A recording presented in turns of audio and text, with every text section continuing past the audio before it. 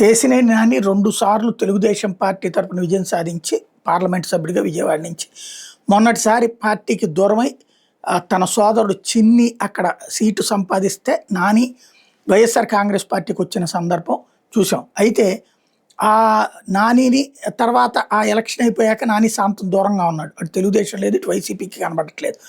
అయితే ఇప్పుడు చంద్రబాబును ఉద్దేశించి ఒక ట్వీట్ చేసుకొచ్చాడు. నేను దాదాపు 2 ఏళ్లుగా పూర్తిగా రాజకీయాలకు దూరంగా ఉన్నాను. అయినప్పటికీ ప్రస్తుత ఎంపీ ప్రేరేపణతో అంటే వాళ్ళ సోదరుడు నా చిన్ననాటి స్నేహితుడు శ్రీ తాతినేని రాంబాబు మీద తప్పుడు క్రిమినల్ ఫిర్యాదులు నమోదు చేయబడుతున్నాయి.